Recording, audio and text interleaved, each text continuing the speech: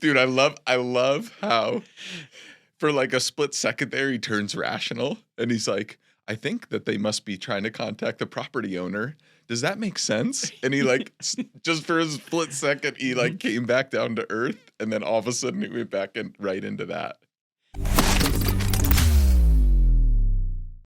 Today we have a very special treat for you guys. We have one of our favorite, craziest seller calls of all time that we're going to play. Disclaimer, if you have young children or anybody that doesn't like cuss words in the vehicle or wherever you're listening to this, you might want to skip this episode for now or save it for later. The context here, we get a lot of calls from sellers, people that want to sell their property, people that inquire about our services, and often they're going through some kind of emotional situation, whether it's they're hoarders, they're in foreclosure, what? Any type of distress situation. Okay. Emotions are high. Emotions are high, and all the colorful commentary and bipolar mechanisms that come with that, right? And you never know what's going to trigger somebody. You never know what's going to trigger somebody. So every once in a while, we get a call that comes in that is a little bit out there, right? Oh, yeah. The reason I'm laughing is because, Cory, you spent like 2 hours digging for this in the archives, right? Well worth it. Well worth it. Okay. Would you say this is our best seller call of all time? I think it is. Okay. Just the content is fantastic. Okay, the content is fantastic. So setting the stage, why did this seller call us? We had sent him a text message a couple of times and had the wrong seller name because it was an inherited property. Okay. Right. So the text said something like the data was old, right? Because it was an inherited property. Yeah. So in our data, it said that a different person owned the property. Yep. Okay. So we said, hey, does Rhonda have any interest in selling the property over here? Okay. Okay. Which seems like a completely normal text to send to somebody, right? Yeah. Okay. And what happened then? And then there was a bit of banter back and forth with a couple of text messages, and apparently one of the text messages sent by a rep of ours ended up triggering this guy. And so then he previously had already found out the name of our company because we had been communicating with him a little bit and decided to call into our main line. So I ended up picking up this call as an inbound lead as I'm walking through the Boise airport, which I just got off the plane, ready to go to an appointment, walking through the Boise airport and pick up the phone to this. Ready for the call? I am. No, Idaho. Who do I have the pleasure? Hey, how are you doing? Yeah. Hey, how you doing, Oh, Cory? Good. I'm looking for. Yeah, I can get you over in touch with him. May I ask who's calling? Yeah, it's Ryan Coy. He wants to talk shit. I'm not a real happy guy. Who's the owner of that company over there? Yeah, I'm sorry. It sounds like maybe you and Bill had an altercation, or Yeah, he's talking That shit on happened? text messages. I'm about ready to beat his ass. So I'd like to talk to the owner or whoever. And we might set up some kind of little arrangement where we can meet up and have a little good time with old be that fucking cunt. Not real happy with the guy.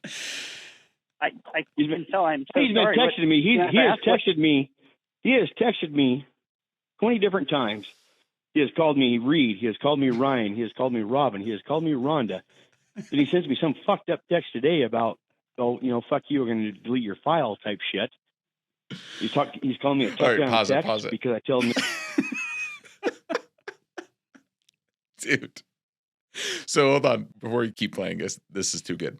Before we keep playing it, you answered this call. You're like in the Boise airport, right? Yes. So you're like, what's going through your mind when you answer this call? It's a hot inbound lead. I'm about ready to set an appointment with this person. They've got some pain and motivation. Like, what do I need to do to disarm this situation? Because I have no idea what they're going to call about, but I'm going to get this appointment set.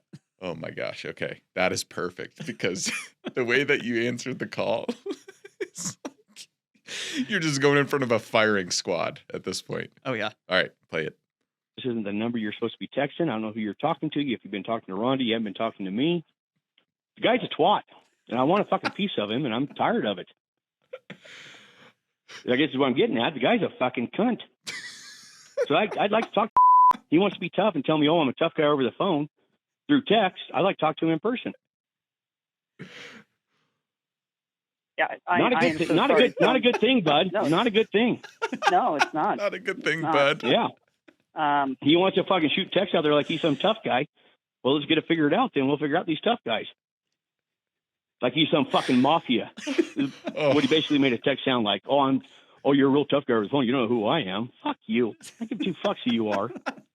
You want to call me every name out of the book, but not the name that is the name associated to the telephone number, because you're just trying to pick through who's been at that, through the address at one point. Does that make sense? I just talked to Rhonda. I talked to everybody, and they're like, they have no idea who this fucking guy is. Pause it. I'm about fucking done with him.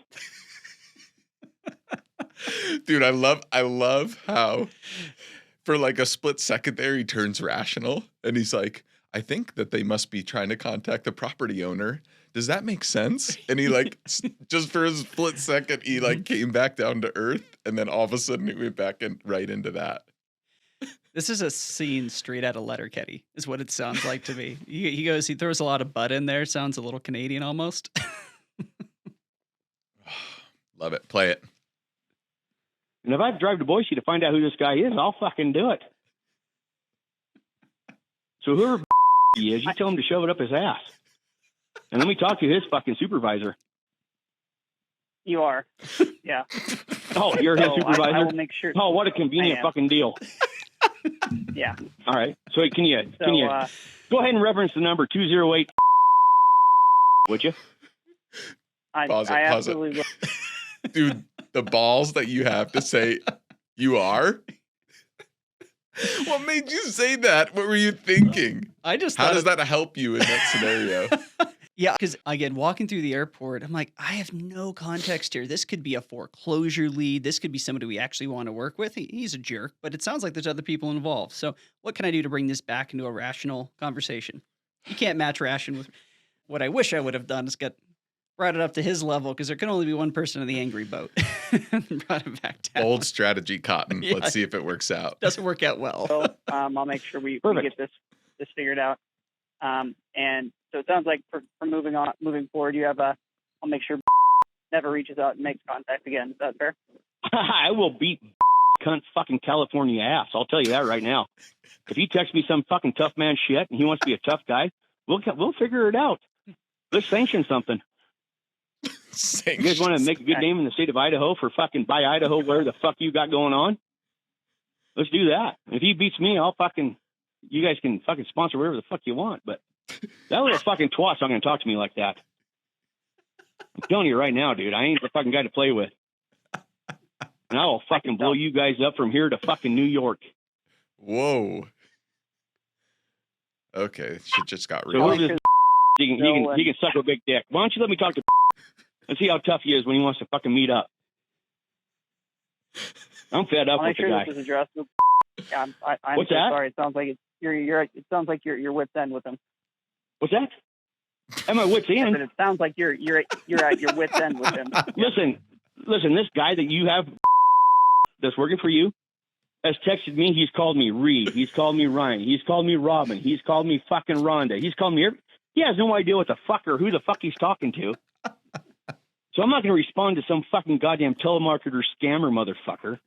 And then he finally sends me some fucking bullshit today, like, well, I'm just going to delete your file then, like, all fucking ignorant. And I was like, I don't know who you've been talking to, but it ain't been me.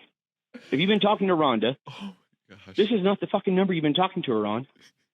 And he wants to get all fucking tough guy. I will fucking thump that tie wearing, suit wearing motherfucker. And I just ain't going to play that game, bud. This is Idaho. Where are you from? I'm from Idaho. Oh, you are. Where are you born and raised? Pause it.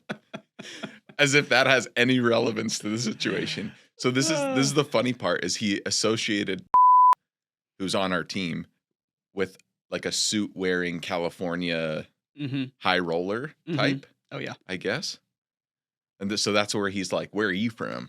Right? Yeah, he's about to get into that more here in a second too. What is that?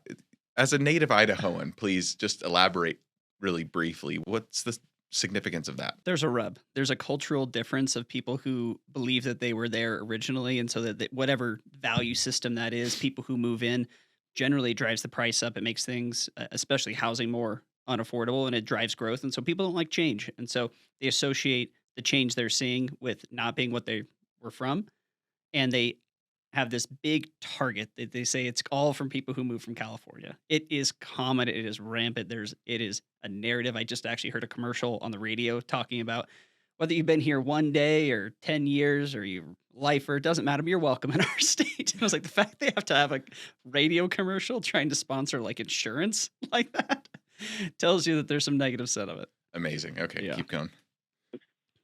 Or St. Al's, actually. You're born in St. Al's?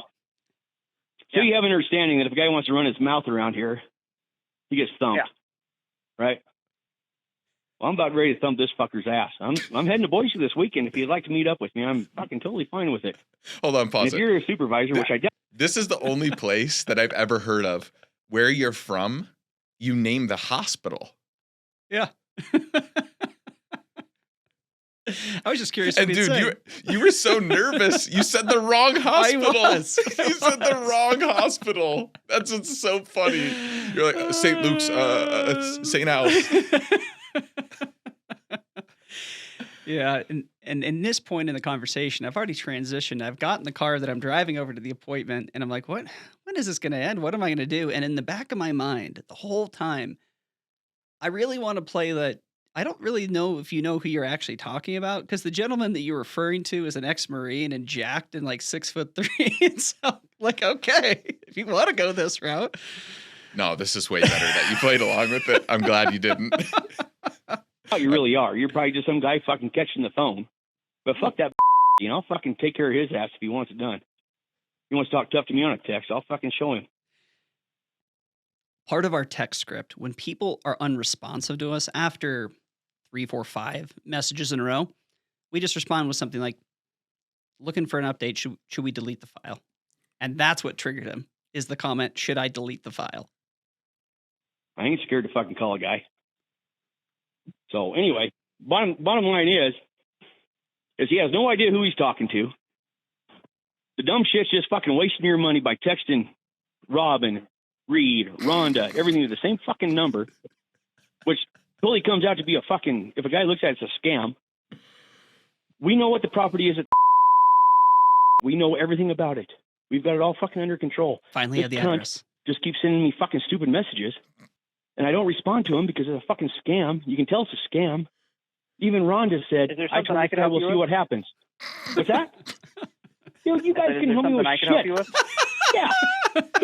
Yeah. Line me and up. Let's meet face to face. This fucking tough talking texting motherfucker. Let's do that. He wants to talk tough on his text. Fuck. Let's meet up, bud. Face to face is a lot better than fucking these little shitty fucking cunt texts he sends. So anyway, that's where it's at. So call me back if he wants to meet up, or if he just wants to cut it out and hide behind somebody. You're probably who I'm talking to you right now, honestly. No, my name's Cory. Whatever. Nice to meet you. Yeah. So this guy needs to figure his shit out.